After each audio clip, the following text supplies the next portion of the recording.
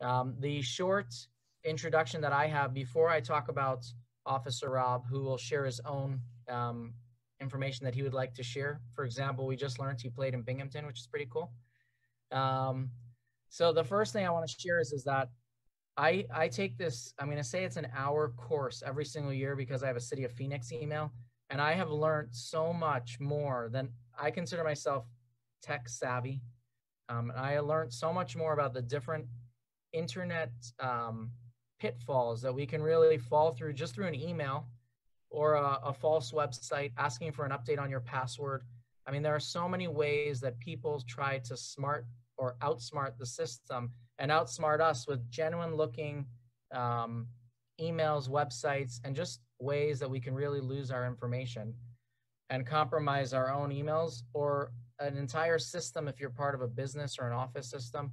So I know firsthand, just from a story with my father that I'll share. My father got an email that said he has a virus on his computer.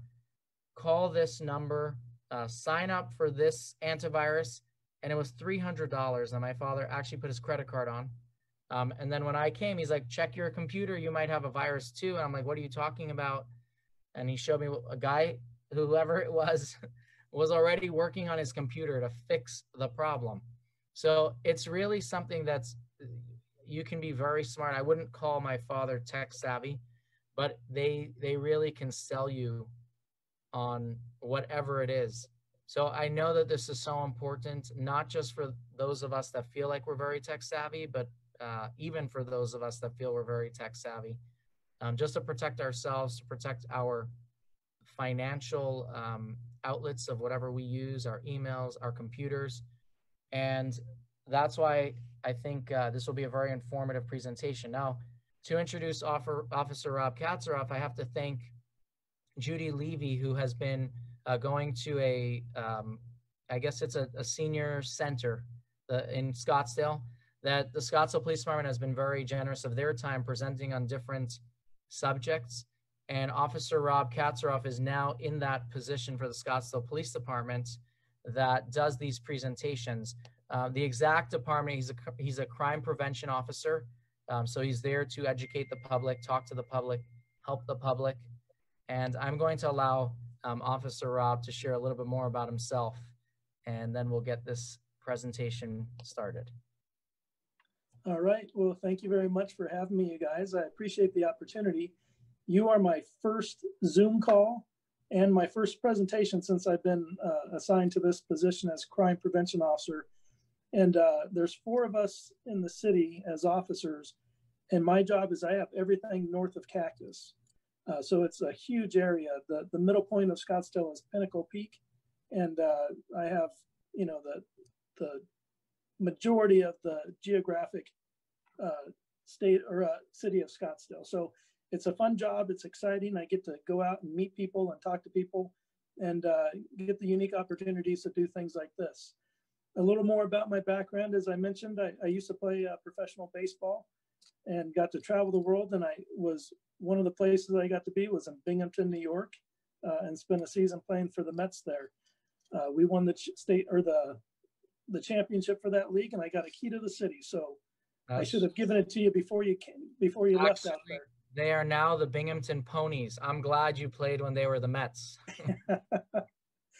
So, but yeah, I'm going to talk to you guys today a little bit about the online fraud through the phone and through the computer, just because it is so widespread. And most of the information that I have is actually from personal experience, either taking numerous police reports from people who have fallen victim to it, or even being victim of it to it myself. In fact, this morning, my wife, when I got up to come to work, had said, "Hey, were you on the computer last night signing into accounts and doing stuff?" I'm like, "No, I was sleeping."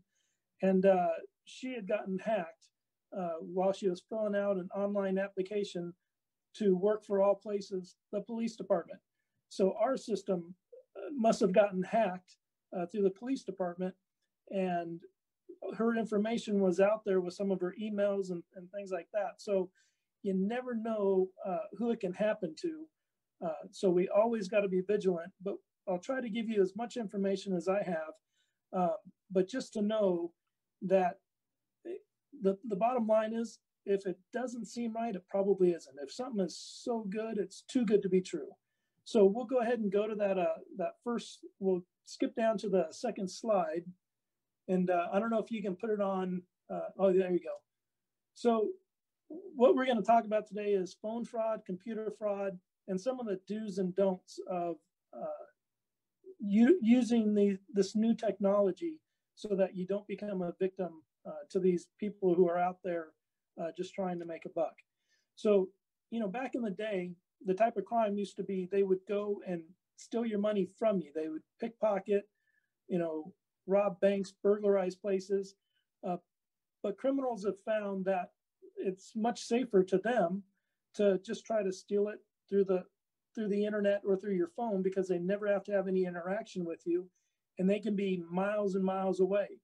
So if you click down to the next slide, one of the things that you'll note is that in 2019, over 1 million cases of fraud were reported to the police in the United States, and about 3/4 of those were done through the phone. On average, people lost about $1,000 with this. And the great things for these criminals, not for us, is that they're able to spoof their phone number, so it looks like it might be from a number that you might recognize, or it might come out as a local number, even though they might be calling from 10 states away. So it's one of those things where this technology is great because we have all that information at the tip of our hands, but it can also open us up to a lot more of the bad element if we're not careful. So go ahead and skip down. So one of the things why these criminals are using the phone for fraud is because almost everyone has a phone. Anyone can be a victim, and it's hard to catch and prosecute these guys. But bottom line, it's because it works. I know I grew up with a rotary phone. So if any of you grew up with having to use the dial phone, the rotary dial, you're in the perfect category for this, because these phones contain so much information, from the original brick that was the first cell phone that looked like it was, you know, carrying, you know, a big actual brick, to now these phones that are basically a computer in your hand. And so one of the things that they can do, and that they will do, is that they can use these phones to make 1 million calls in a day looking for that one victim, or 2 victims, or 3 victims, and it costs them just a couple of bucks. So they're thinking this is good for them because their profit is gonna be maximized without having to put out much to do it. So let's start getting into these frauds. The first one, what's the sign of a phone fraud? If somebody calls and tells you to pay a bill, clear a warrant, or send money to a family member, and they tell you to do it by a Western Union, it's a scam. That is, you have to look at the type of payment that they're expecting. And this is one of the classic cases. They're asking you to wire them money from one bank account to another. It's most likely a scam. Next one. If anyone calls and asks you to put money on a prepaid Visa card, like the Green Dot or the Money Pack or PayPal, it's probably a scam. Next one. If somebody from the IRS calls, most of the time, well, none of the time will they ever call you. They will send you correspondence through the mail. But if anybody ever calls you from the IRS, it's probably a scam. You should tell them, give me a good callback number and I'll call you back, and then go run that number on the list that you can find from the internet. Is this a scam number? Or you can go directly to the IRS website and call that number that they have and talk to somebody from there to find out if you're being scammed. Next one. If somebody calls you from Microsoft and they tell you from the technical support department, like what Levi was saying happened to his dad, it's probably a scam. They're not going to call you. And we'll get into some of the internet scams that they do in a moment later on. But again, Microsoft is not going to call you to offer technical support. Don't give up your control of your phone or your computer that way. So on to the next one. Here's one that is really, it tugs at the heartstrings. I don't know how many of you have grandkids or great grandkids, but I know if somebody were to call me and tell me that my grandson, who's only 6 right now, but I can envision in the future that if they called and said, hey, this is your grandson. And I'm talking to him, I'm like, okay, what's going on? Well, I've been arrested. Well, isn't it natural that we'd want to help out our kids and our grandkids? Well, what they're doing is they're fishing for information and trying to tug on your heartstrings to tell you that, hey, we need to bail him out of jail, or he needs money for a lawyer or a fine or anything else. It's a scam. That's where you should hang up. Call somebody who would know. Call the parent, call the person themselves directly to say, hey, are you in trouble? I just got a weird call. Because remember, they can spoof those numbers. So always call and check to make sure you're not being scammed. But that is one of the classic hooks that they have to try to get money from you. Next one, please. Some of you may have had a utility company call you, either gas or phone or power, water, any of those places. Typically, they're not going to call you and tell you we're about to shut off your service. That always takes more time. There's always going to be mail correspondence that goes with it. But again, many of these times when they're telling you they're going to do that, they're asking you to go and get them a Visa gift card or some other type of a gift card to bring your account up to status quo. There is no utility company out there that will ever have you pay with a gift card. They'll have you pay your bill, but it won't be with the gift card. And so when they're calling you and telling you this, just understand that you're probably talking with somebody who's trying to scam you. Next one. The police department. We don't call you either. We won't call and tell you you have a photo radar ticket that you need to pay. We're not going to call and tell you you have a warrant for your arrest and you need to come and pay with a Western Union or prepaid credit card. It's not to say that the police department won't ever contact you by phone, because sometimes we might. We might tell you that there are things going on, but we will always give you a phone number for the police department to call. And again, I would strongly suggest that you look up the police department who's claiming that it is and ask them. Look up the number for the main dispatch and tell them what is going on so that they can get you to the right person. Don't ever call back the number that the person gives you. Look it up yourself so that you can make sure you're connecting with the actual police department that they're claiming they're with. One of the other things too is when you're talking to that person who's claiming to be with the police department, get a name and a badge number, because that's partly how dispatchers can verify whether that person works for them and what's going on, and they can contact the person directly to say if they're being scammed. Next one. Same thing with the FBI and Social Security. If they're asking you to clear up back taxes or anything else, and they're telling you do it with paying with a Western Union or providing a gift card or something like that, it's most likely a fraud. So you just want to run from those people. You can play with them, get some information, but don't give them any information. Next one. We all like to go on vacation. I imagine most of you are retired at this point and will head out and stay at hotels and stuff. If you get a call saying that, hey, your credit card didn't work, don't just give them the credit card number over the phone again. Go back down to the front desk and verify that they're the ones who are actually giving you or asking for that information. Be very protective of that. The good thing though, with your credit card, if you're using that, most of the major credit card companies have good security systems where if you detect that you're being frauded, like there's new charges showing up, then you can contact them and say, hey, look, freeze my credit card because I think somebody has my information, and they'll get a new credit card out to you pretty quickly. Next one, charities. We all want to be generous with our money and help out our fellow man. But just be wary when people are contacting you over the phone for charities. I would suggest you always be polite. You know, you can collect information from them, but don't make any donation over the phone right at the time.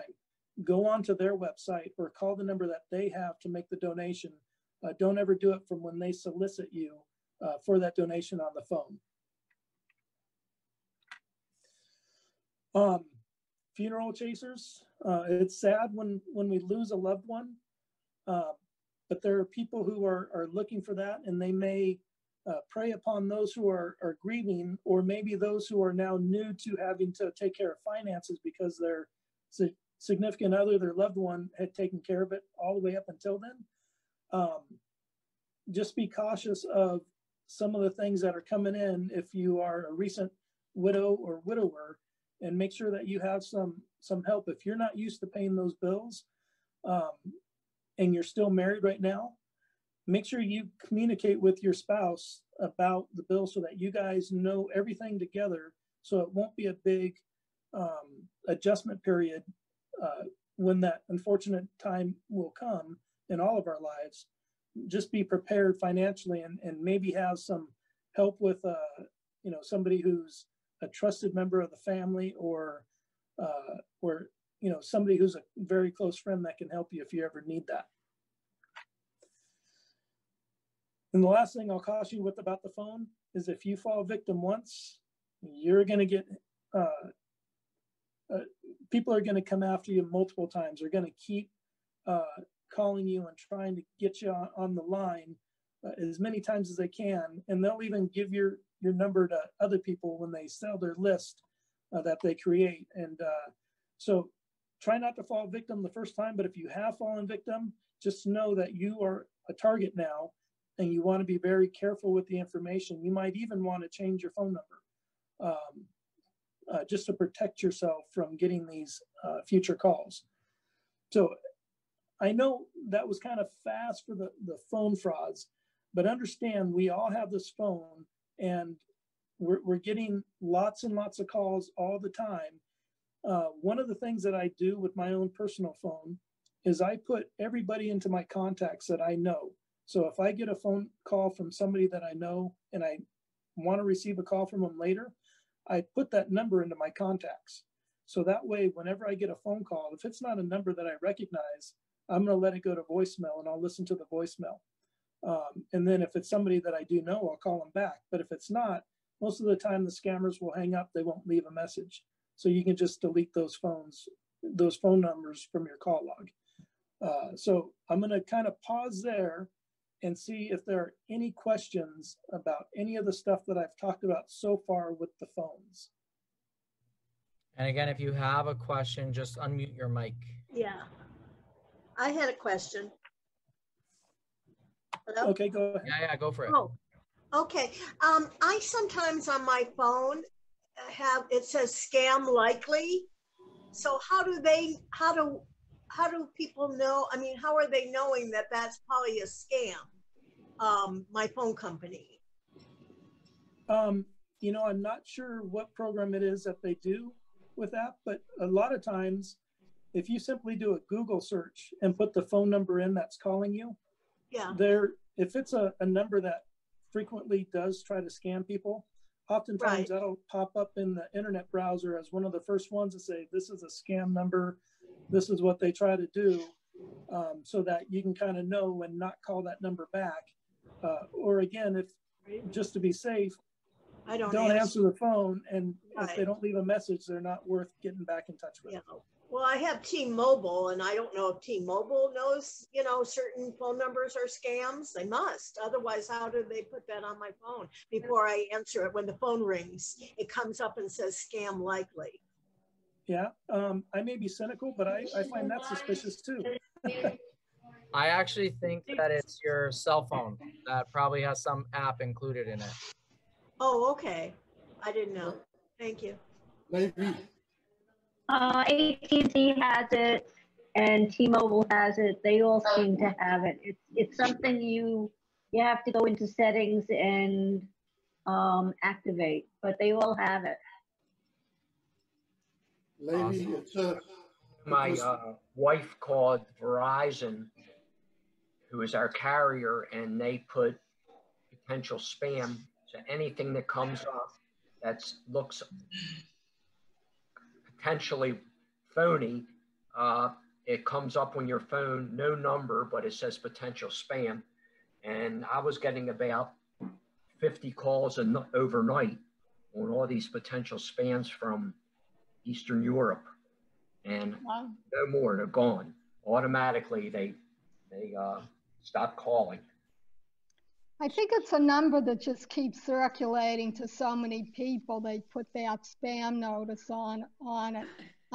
I wanted to ask you one question. This is going back years and years ago. I used to have policemen knocking at the door, selling tickets to the policeman ball. Did they used to do these things?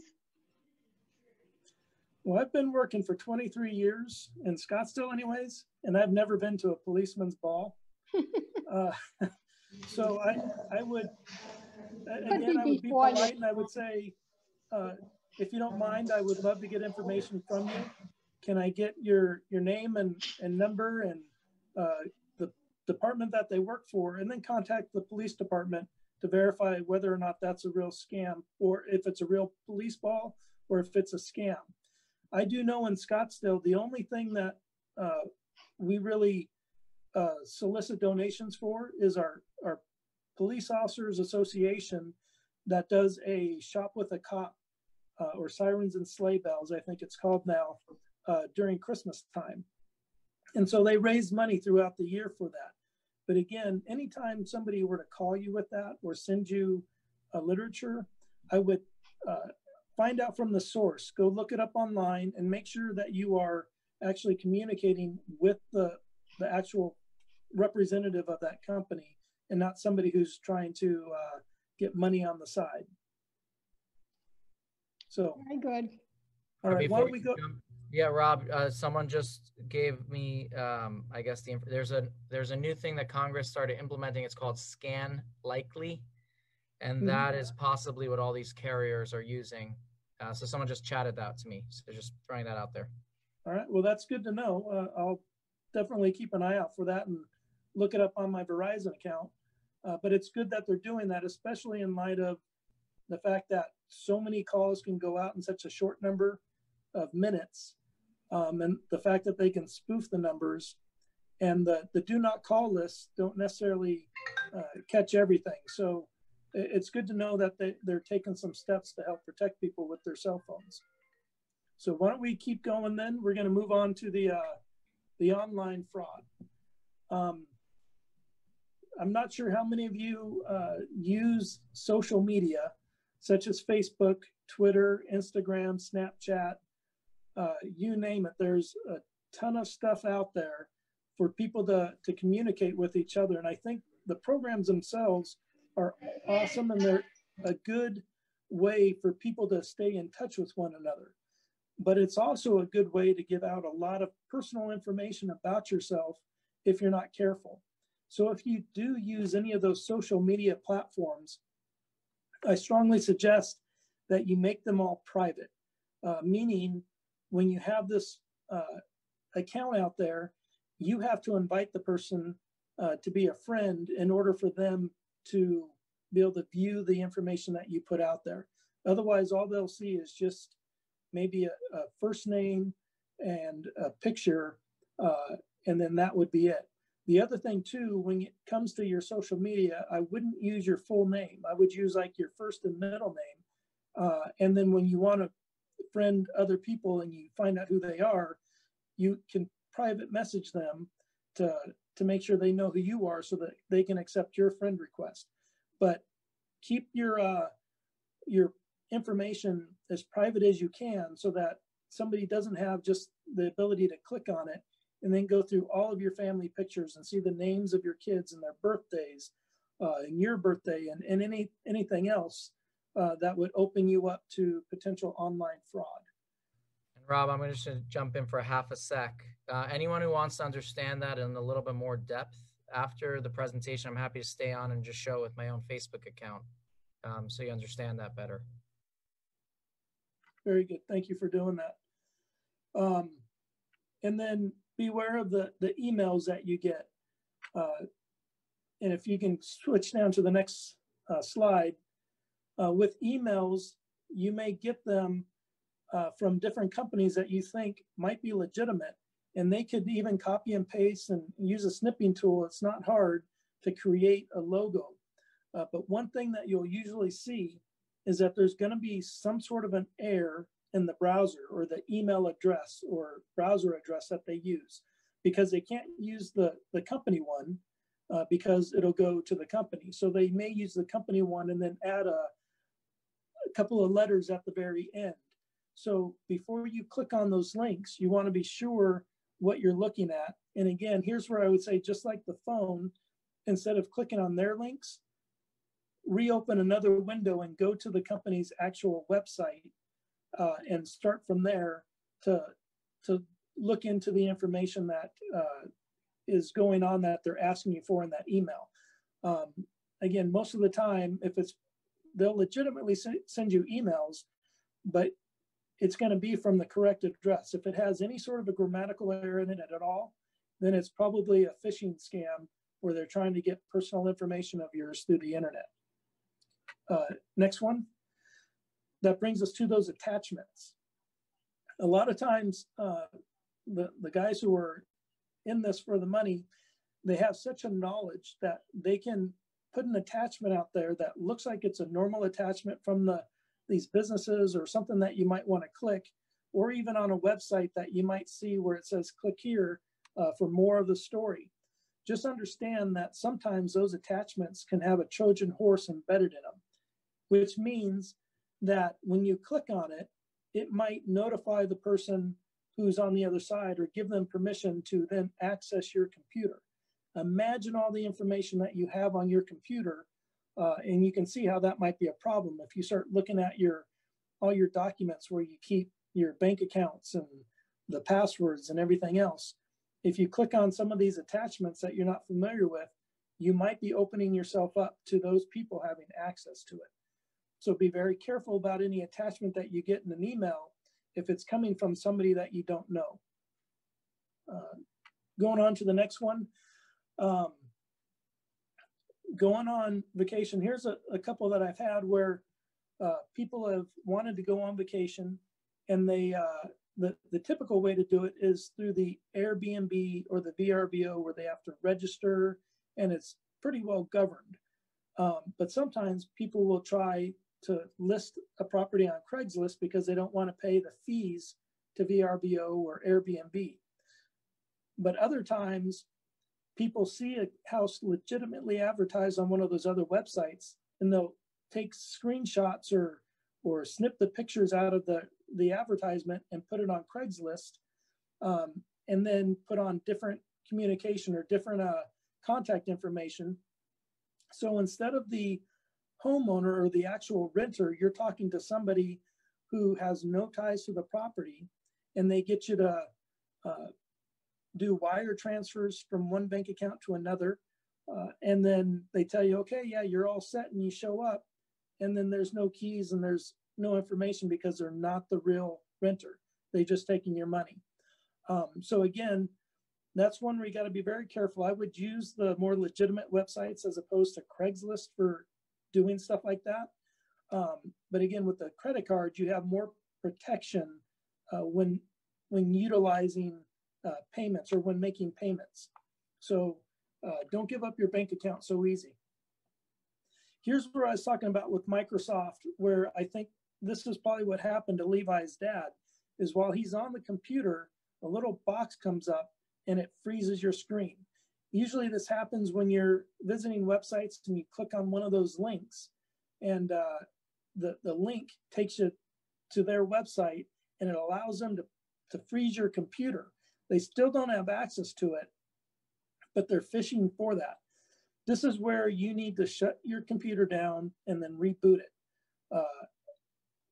One guy that I had ended up getting this little box on there, and he thought it was legitimate. He gave this guy access to his computer, so it was completely taken over by this this person, which is not that hard if the person knows what they're doing. The guy then got this person, the scammer, got our victim to then go to several different stores, and I think he spent about $10,000 in gift certificates to different stores and stuff before finally one of these stores, I think it was Target, finally said, "Why do you need these gift certificates?" Because he was doing it in increments of like $1,000 or $2,000, and when he told them, finally the Target said, "Hey, stop! You're being scammed." And oftentimes they're going to keep you on your phone and telling you you need to do this and that, and not let you get off so that you can call for help.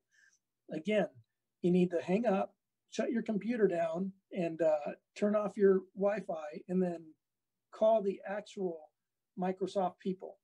Don't ever give them the information that they need to take over your computer, because then you've given them access to everything.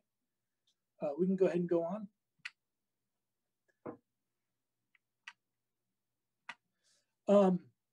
So just some of the other variations that they do. How many people think that there's a prince in Somalia or Nigeria or anywhere else that has all this money and they only need to have you cash the check for them and give them $500 and they'll give you millions? That's one of those things where, again, if it's too good to be true, it probably is. Don't ever fall for the stranger promising you this get rich quick scheme because it's not going to happen. So just be careful with what you do, because again, if you fall for one scam, they're going to have your information. They're going to put you in for all the other ones. So if we go on, these are some of the things that you really have to be careful on with the online fraud. Next slide, please.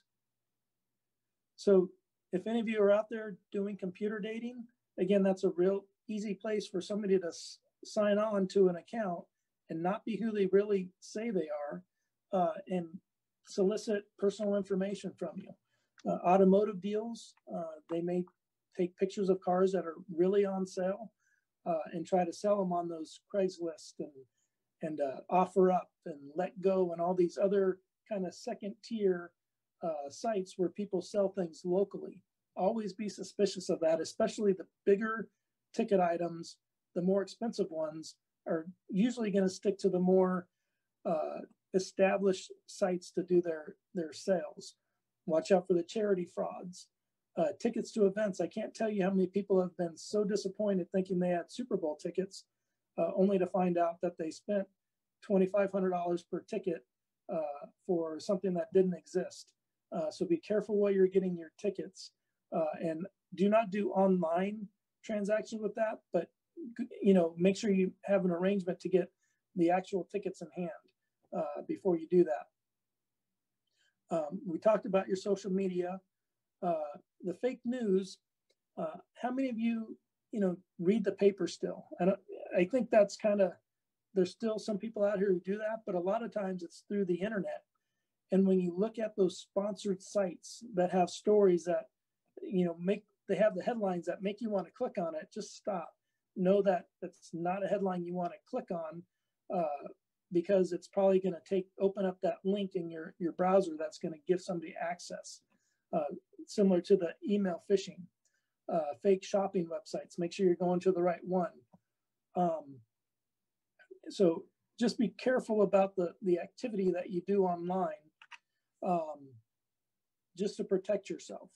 So I'm going to stop there with the online fraud and just see if anybody has any questions about fraud activity that you might find online. I just had a question. Go ahead. My husband's aunt, this is a few months back, and it kind of threw me for a little bit, but I caught on because the spelling was not spelled correctly. But his aunt and I are Facebook friends. And all of a sudden, she sent me like a Facebook message saying that she had gotten a check. Somebody had come to her house to help her out during this COVID-19, and that she had gotten a large amount of money, and that I should call a phone number and see if I would qualify to also get the check that would come directly to my house. And at first I was telling my husband, I can't, wow, look what happened to your aunt. She got this check and she told us that we should check it out. But then I looked at it more closely and I saw it was spelled wrong. So I called my aunt, his aunt, and of course, no, she never contacted me about that. But I don't understand how they were able to like get into her Facebook or message and then send it to me like that.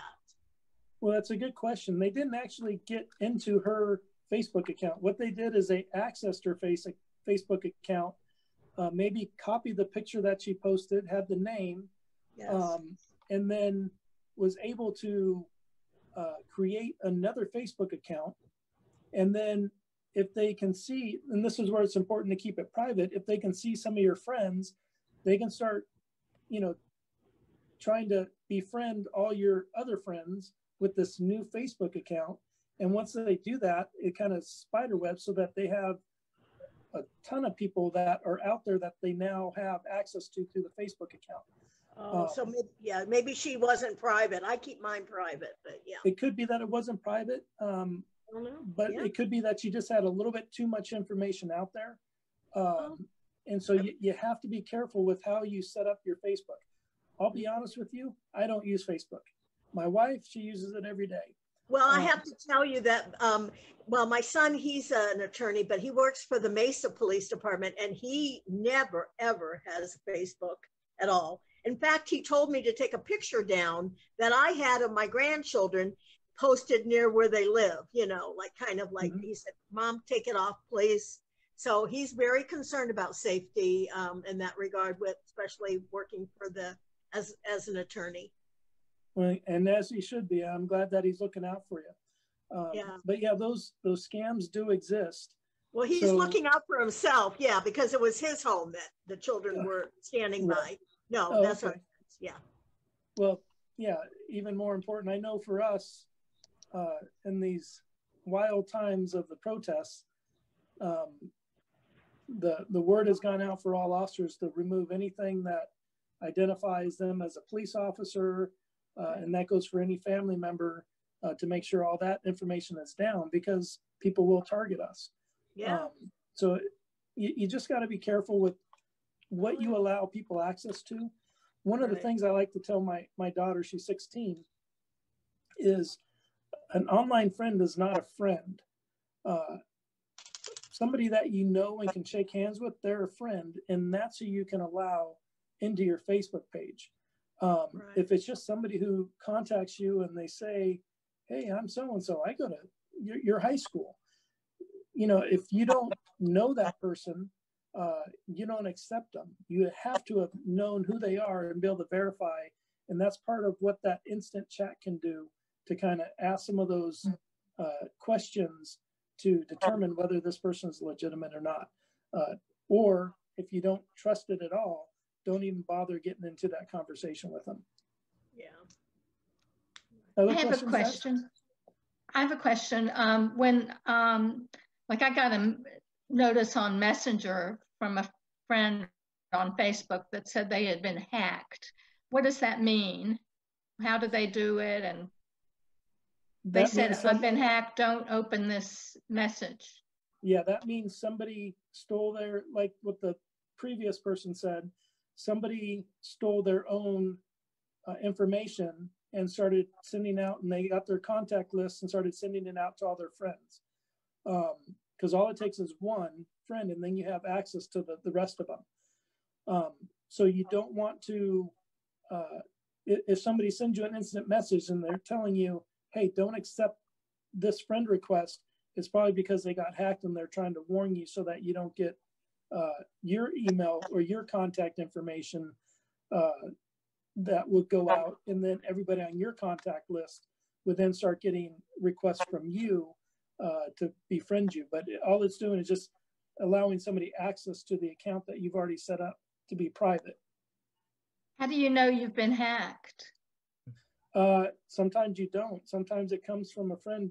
Like my wife all the time will contact people and say, hey, look, I'm getting a request from you to be a friend. And typically when you look at that account, that new Facebook account, it's not going to have anything in there. It's going to have just the one picture that they've cut and paste, and it'll have their name, and it won't have any of the other details, but they're trying to get all the other friend requests. Whereas if you look on anybody's legitimate Facebook page, they'll have all of their information out there, you know, all their previous posts and the pictures that they have and their albums and all that. So how would you know individually if it was done? Unless one of your friends lets you know, you might not. Levi might know of a better way to maybe do a search for your own name to see if somebody is taking your stuff. But that would be about the only way if you actively search it out yourself through Facebook by putting out your name to see if somebody's created a separate account. I don't know another way. I feel like it's exactly how you described it with your wife. Someone usually tells you. There is a antivirus, anti-ransomware, anti-malware program called Hitman. What is Hitman extortion? I'm not completely familiar with that, but that is one where they're trying to get you to click on a link so that they can take over your computer. Or there's another one that says, if you don't send us money or gift cards, we're going to go after somebody in your family. Again, if somebody's now threatening you to do that, that's where you should probably contact the police directly so that more can be done.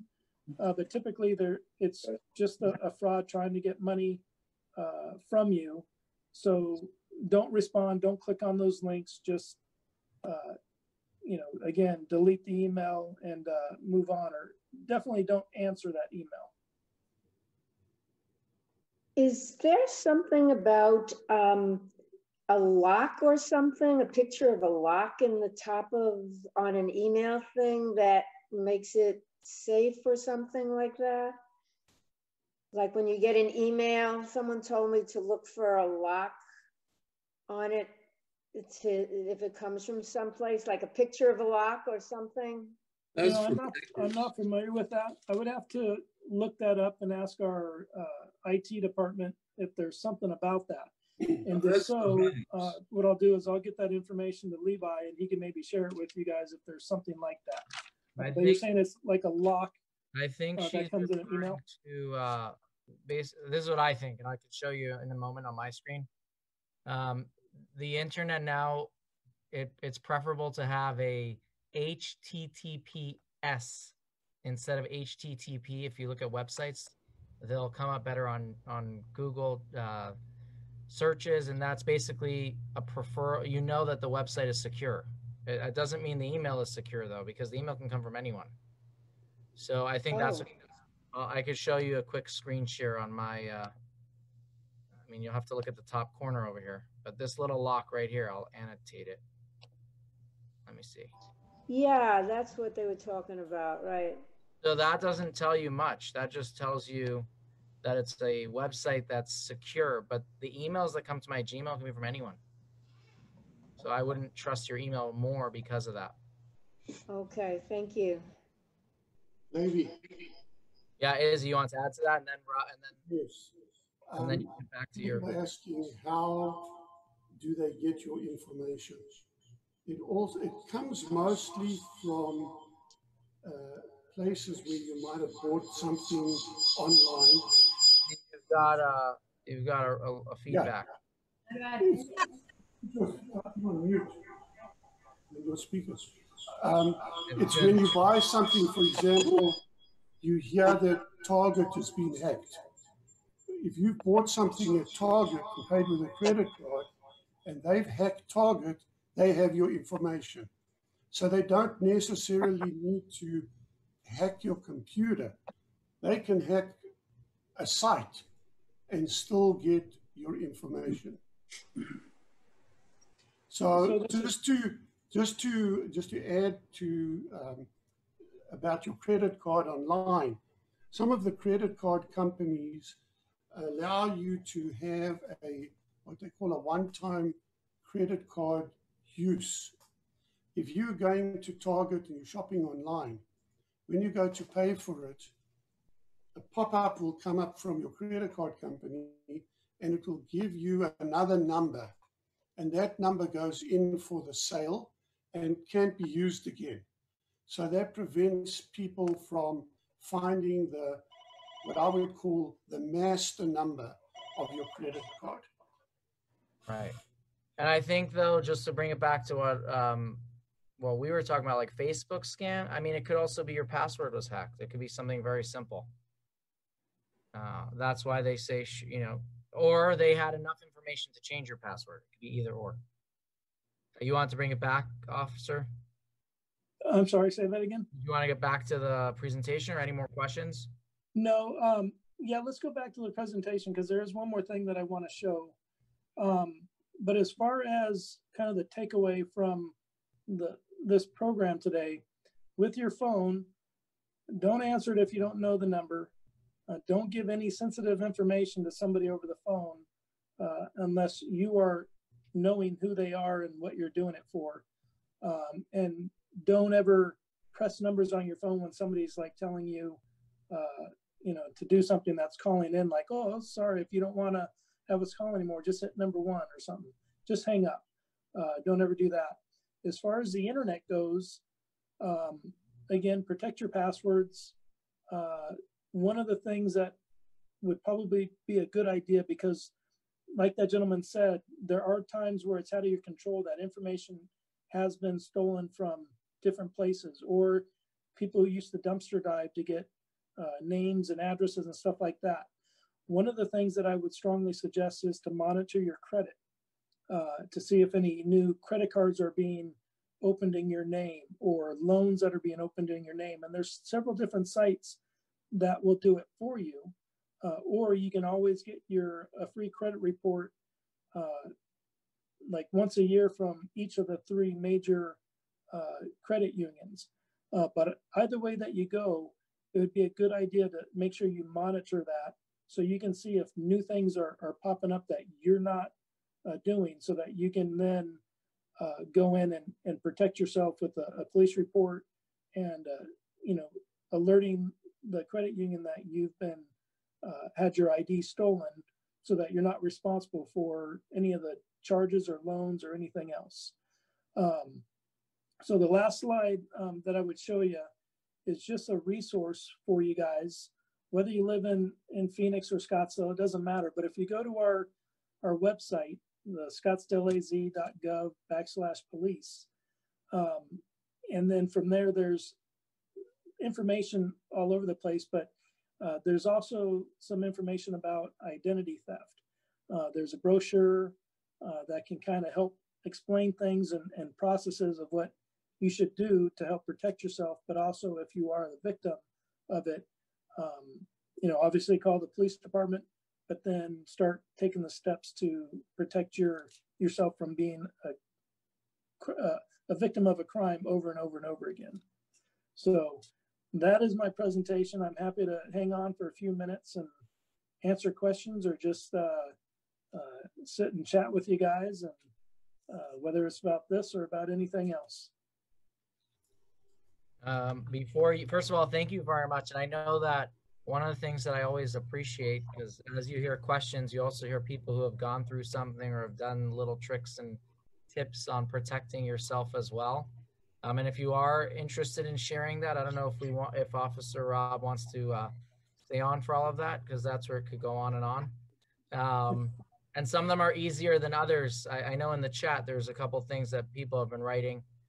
For example, freezing your credit cards, that no one can open up a new credit card. So you can freeze your social in a sense. So there are many different ways, but I think the most important takeaway is just think before you act on something. And if you're not sure, trust your gut. Unless you have a really wild grandkid who happens to get arrested a lot. Don't assume that they need some bail money. Oh, yeah. Rabbi? You know, I see one person put down, can anyone hack me from outside of my house? It brings up a good point on your internet that you have at home. Your internet router should be set to private, where you need a secure, like a password to be able to access your wireless internet. You know, oftentimes you go out to stores like Starbucks or hotels and stuff like that, and they'll have a guest access. But if you have your own private house and somebody can sit outside your house and log into your internet server, that may open you up to some dangers there. So make sure you have that set to private, password protected only. You actually mentioned also a really good point, which is if you are in public, for example, you're at Starbucks and you're purchasing something and you're using your credit card over that public internet, you're as safe as their internet is. So it's always something to think about when putting your credit card on websites in public Wi-Fi areas. Just another. Maybe I have a couple of questions for Officer Rob, if I can interject. Sure, go for it, Steve. Okay, the two instances involving posting things on Craigslist or OfferUp that seem to be obvious fraud involving high dollar value items. I posted an item on Craigslist, and within minutes, I got a response back from a potential purchaser saying that he or she would be willing to overpay by $50 by check.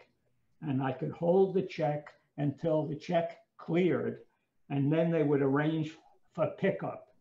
Now, where is the fraud there? Well, it's potential that they're using somebody else's checking account. So they give you the check, you go and deposit it in your bank, they get the item, and then a day or two later, you find out that the check was fraudulent, and they take the money back out of your account because it shouldn't have been, it was an invalid check from a closed account or an account that had been frozen because they were a victim of a crime. So you just got to be careful. If you're going to accept a check, you probably should make sure you are checking ID on the person giving you the check just to verify that it is from them and not just something that they've stolen. Oftentimes, you know, one of the things that people will do when they actually break into places is they will try to steal blank checks. And they don't take the top few, they take the ones at the very bottom so that somebody who's writing checks may not get to those, you know, for a month or two. And then they go and they write checks and deposit or get cash from the checking account prior to the victim realizing it. And then they shut down their account. So if they're trying to write you a check from this person's account, have you deposit it.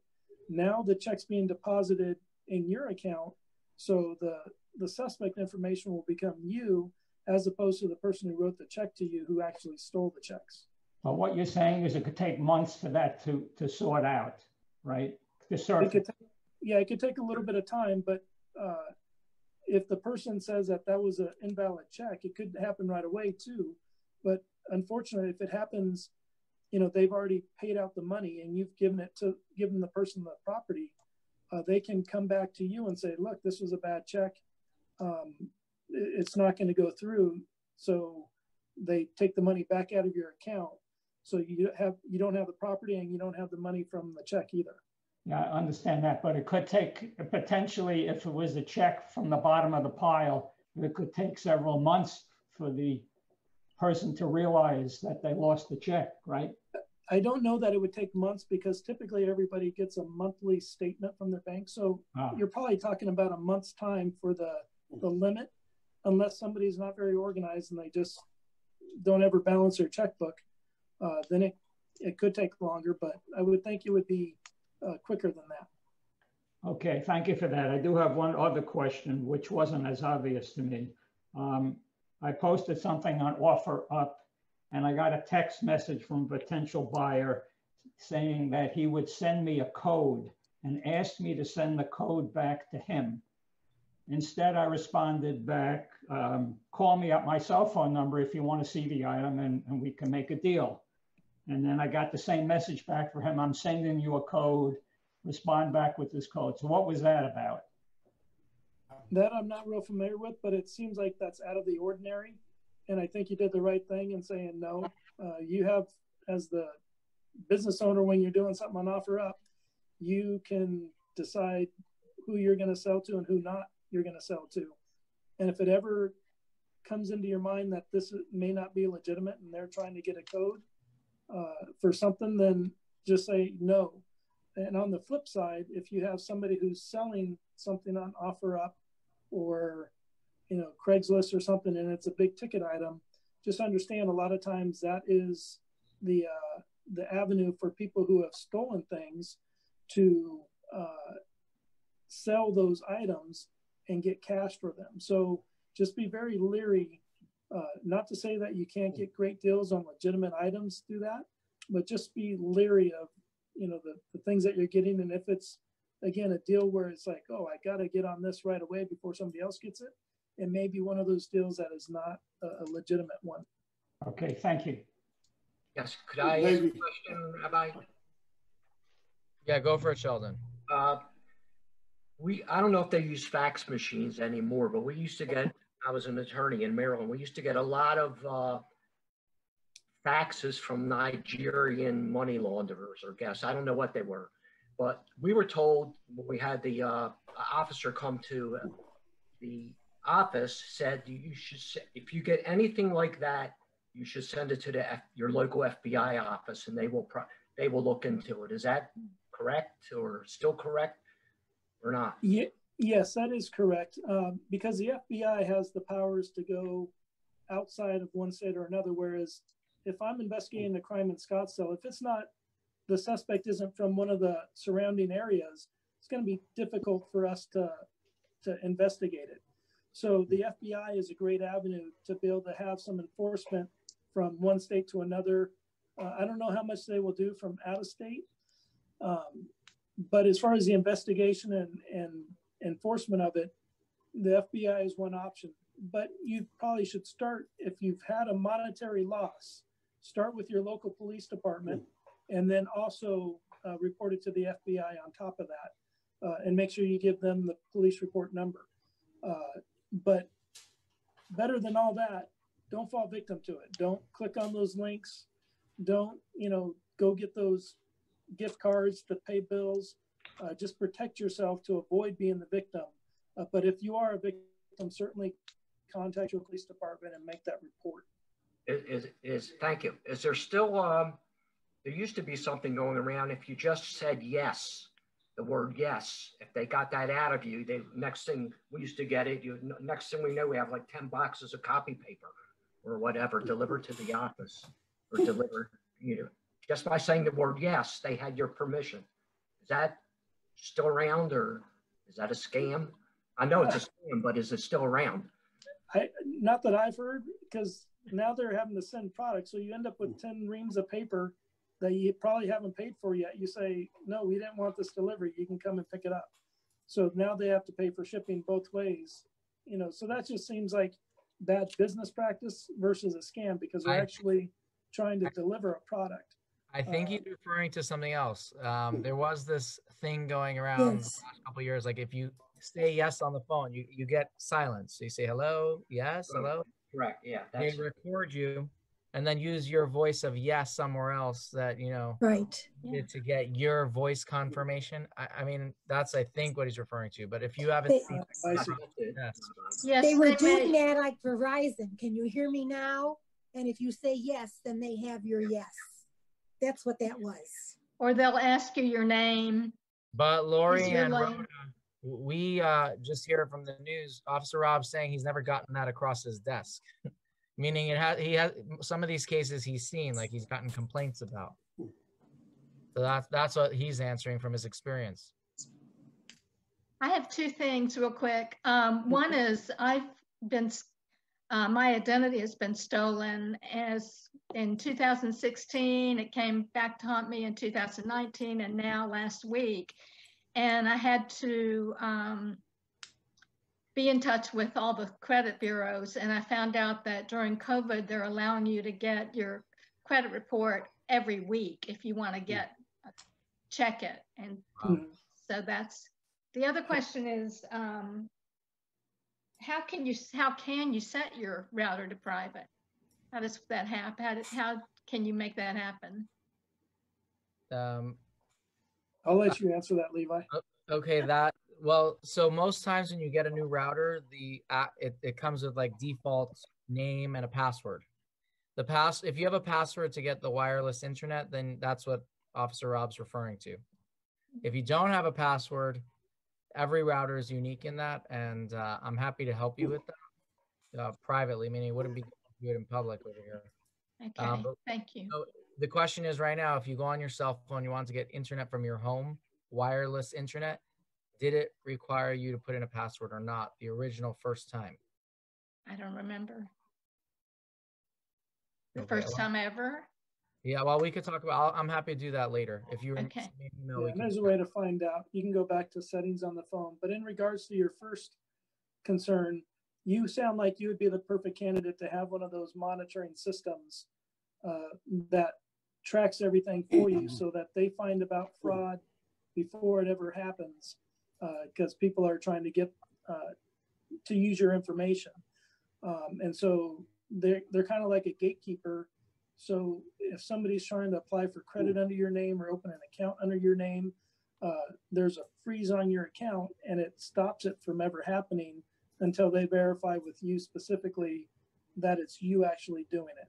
So is that just know that there's some to a LifeLock or like style of a service, or more of through the actual credit bureau?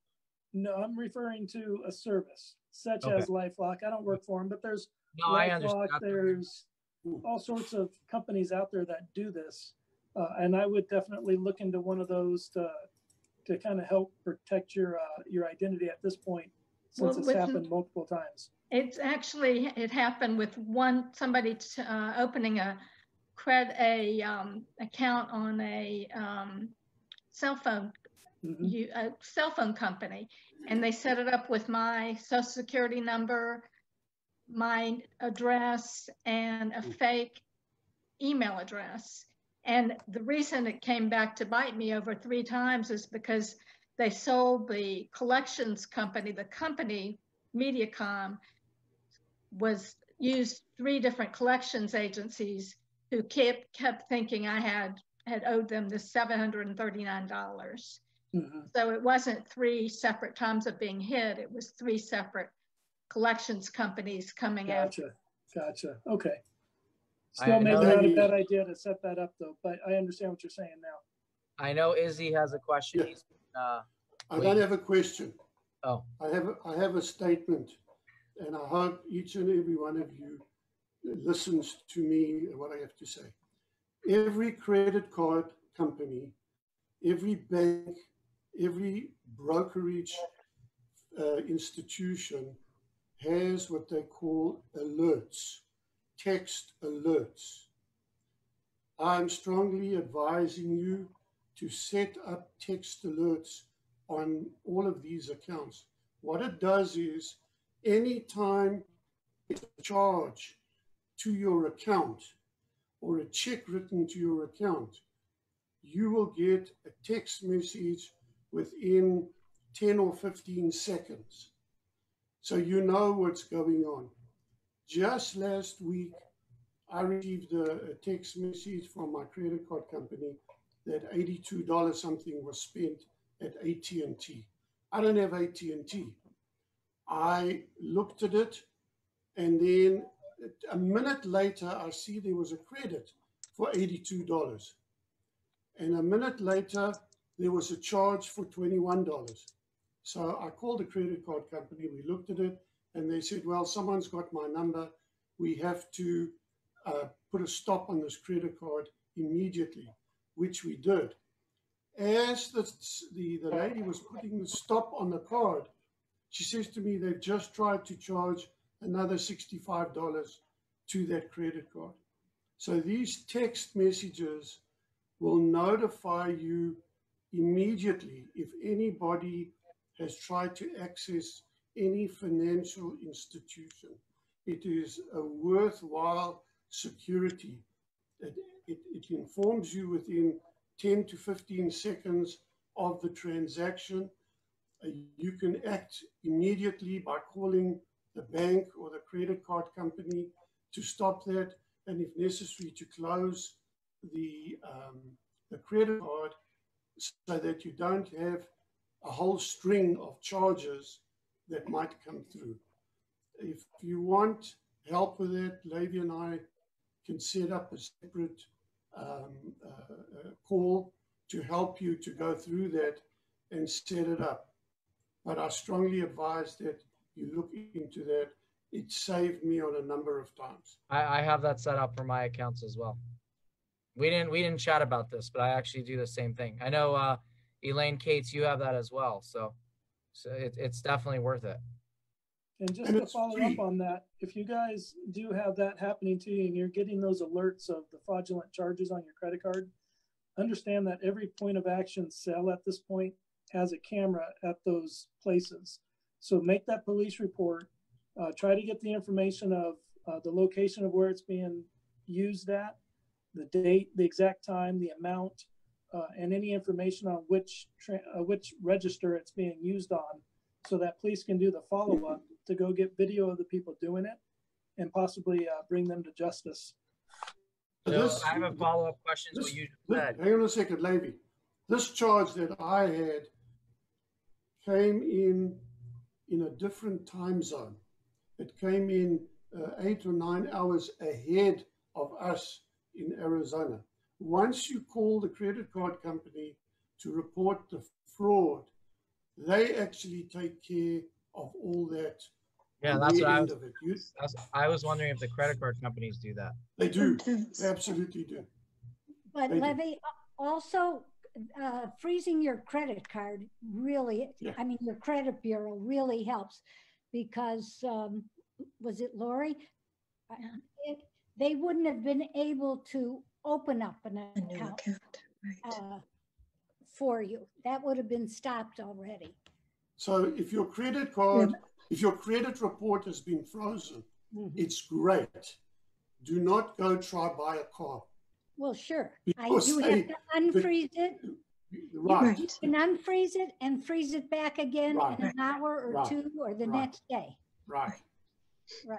But it's worth it. It's worth a few minutes.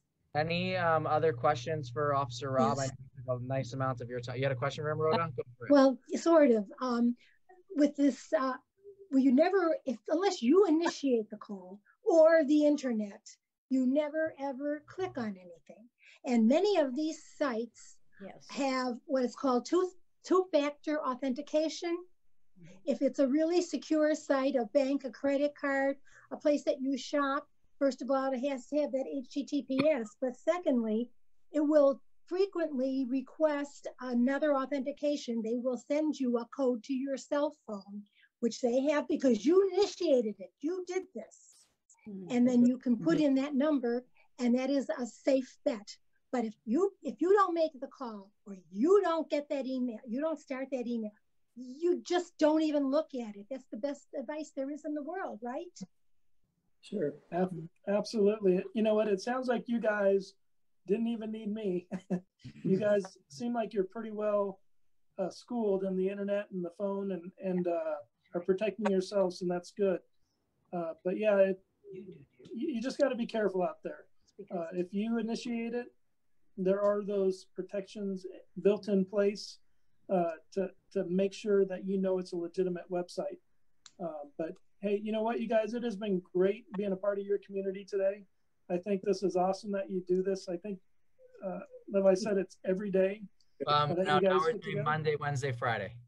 Well, that's awesome, and it's a great way to stay connected to your community even in this time of COVID. So God bless all of you. I hope you all stay healthy and safe, and walk into the heat of summer with your heads held high. Thank you very much, Officer. Our community. Yeah, Phyllis, you want to ask him a quick question before sign off? Officer Rob, I just want to say thank you for your service. My husband and I live in Prescott, and we came very close last week to being scammed, but realized it at the last minute, sort of. And it was Apple. Apple called on my husband's cell phone, and the number came up 1-800-MY-APPLE, and it showed Apple's Cupertino address. So it appeared to be very official. And they said that our iCloud had been hacked, and they wanted us to go to Walmart and get two $200 gift cards. Yeah. And then at the last minute we realized, and I called the sheriff's department. They said, absolutely, this is a scam. And so we got out of it just in time. But it's amazing. We consider ourselves pretty tech savvy, but there's something about being told that you've been hacked, that it kind of gets in your head and you get, you know, it's kind of panicky. But anyway, thank you for your presentation. Very good. You're welcome, guys. Take care. Have a good day. Thank you. Take care. Thank you so much.